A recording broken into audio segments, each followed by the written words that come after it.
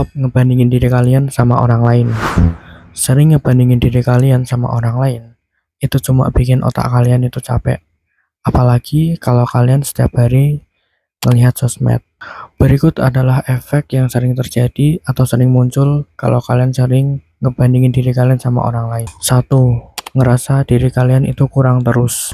Mau kalian udah berkembang pun, kalian tetap ngerasa kalah sama orang yang kalian bandingin. Yang kedua, kalian ngerasa insecure atau minder. Jadi mikir fisik, penampilan, uang, hubungan.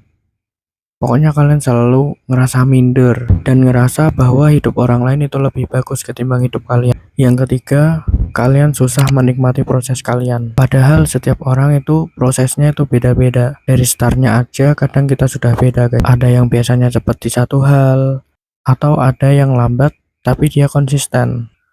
Terus yang keempat, kalian sering overthinking. Kok dia udah bisa gini ya, udah bisa gitu ya, kok aku masih gini-gini aja. Akhirnya fokus kalian itu malah ke hidup orang lain, bukan ke hidup kalian sendiri. Terus yang kelima, motivasi palsu. Motivasi palsu itu kalian itu kadang ngerasa semangat, tapi semangatnya itu kayak bukan buat berkembang diri kalian, tapi seperti kalian tuh nggak mau kalah. Itu malah bikin mental kalian itu capek sendiri. Terus yang keenam, bisa bikin iri atau bahkan bisa menjadi tekanan hidup kita sendiri. Sampai-sampai kadang kita ngerasa bahwa kita itu kesel kalau lihat orang lain lebih sukses daripada kita, dan itu bahaya banget.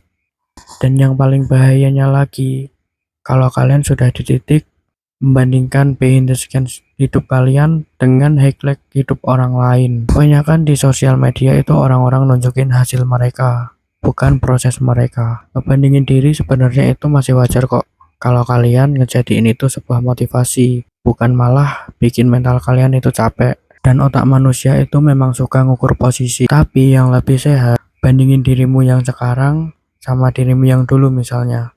Terus dulu nggak mau ngobrol, sekarang mau ngobrol. Dulu gampang nyerah, sekarang selalu konsisten dan berusaha. Dulu nggak ngerti apa-apa, sekarang mau belajar. Itu progres juga, walaupun kecil. Jadi kalian harus menghargai progres kalian walaupun itu kecil, guys.